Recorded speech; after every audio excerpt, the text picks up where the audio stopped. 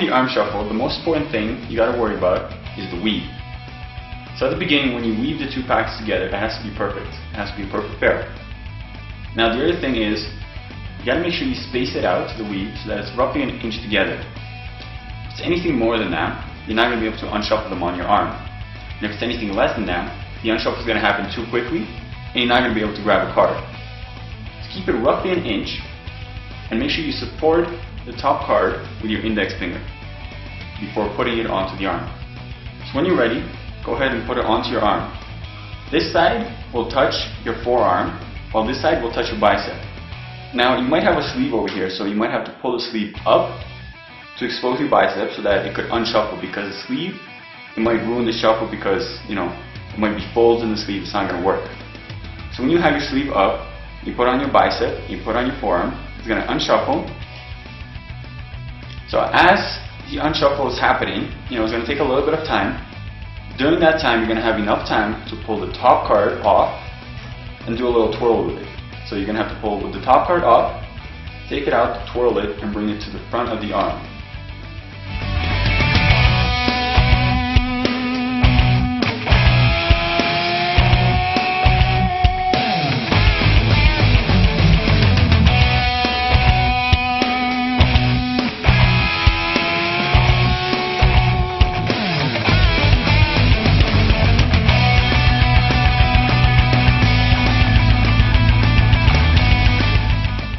So you're going to have to pull with the top card off, take it out, twirl it, and bring it to the front of the arm.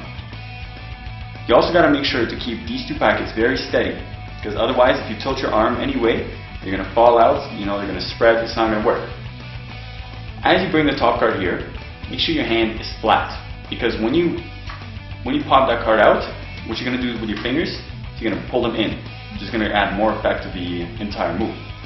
So as you pop it and pull the fingers in, the card's going to fly through the air and land on this packet, like so. Now the actual pop, what you're going to do is, you're going to be in a flip back position, and your pinky is going to be supporting the card from the back. You're going to pop it, and it's going to be held between your index and your thumb. But you're going to have to let go, obviously, to make it fly through the deck, through the air. After you've popped the card and it's landed on top of the packet, what you're going to have to do is you're going to have to take your four fingers, place it on top of the deck with the thumb supporting it from the back. Now, as that's being supported, you're going to have to push your body forward and make sure that the bicep packet flips on the back of the hand. Now you're going to have to do a rollout here. What's going to happen is, after that's on the back of the hand, you're going to flip your hand one more time, which is going to put the packet roughly at your wrist. And this is still being supported by your thumb.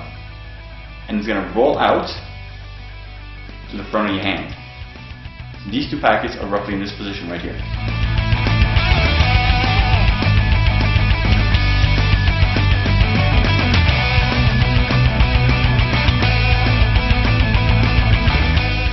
Now it's important that you roll out further enough so that your fingers can push it up, because you're going to have to flip the packet. So for the very end move, you have this packet at your wrist, you have another packet at the front of your hand. What's going to happen is your fingers are going to push up, causing this packet to flip end over end once. At the same time, your hand's going to jerk up and cause this packet to go flat in the air, and this packet will go landing right on top of it as it flips in the air.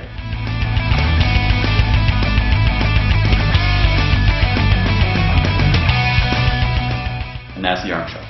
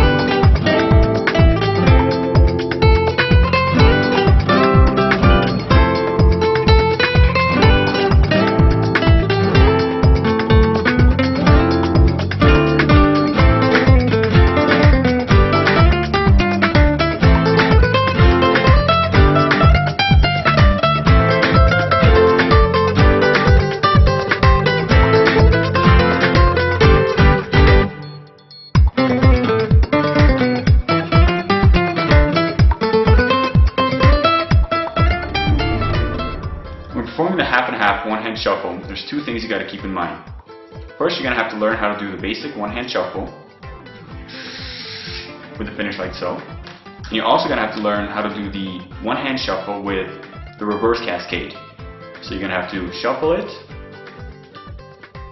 and do a reverse cascade. Now, combining these two things is what makes the one-hand half and half shuffle. So what you're going to have to do is you're going to have to make a perfect weave with one hand,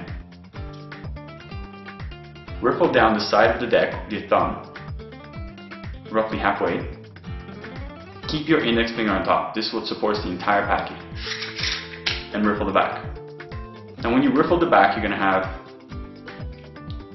to have a little bit of cards over here because that's how much you riffled. And you're going to have to have the weave right here.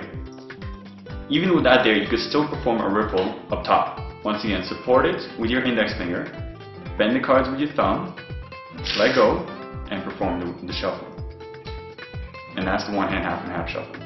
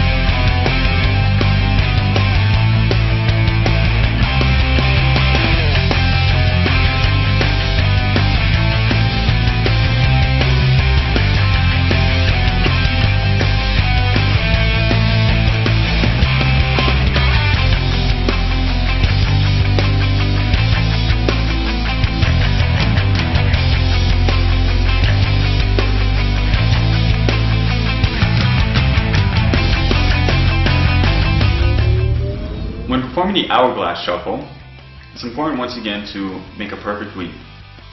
So you make your ferrule, get a perfect weave, and once again you're going to leave roughly about an inch in between with the weave.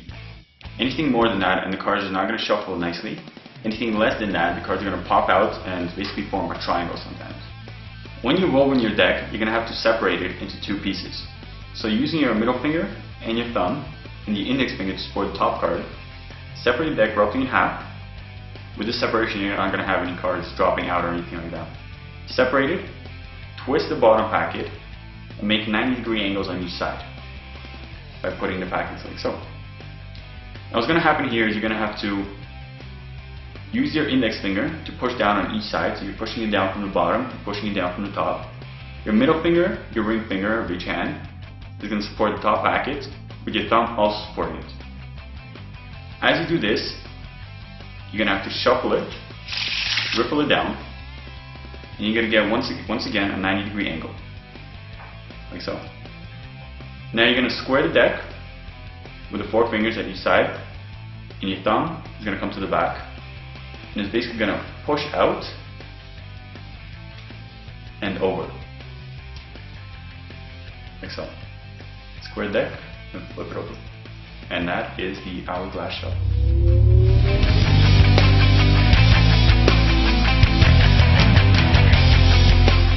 One major tip on this is to prevent the forming of that triangle that you don't want. When you do your weave, and you do your separation, put it at a 90-degree angle, make sure when you ripple it down, you can't stretch back far enough.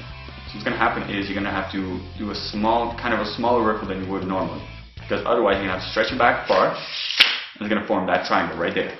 So don't stretch it far back, stretch it nicely and make it a nice compact shuffle, which will still look nice, but you're not going to get this triangle, and the shuffle is actually going to work. So after preventing that triangle, and finishing the cut, that's the hourglass shuffle. I hope you like it.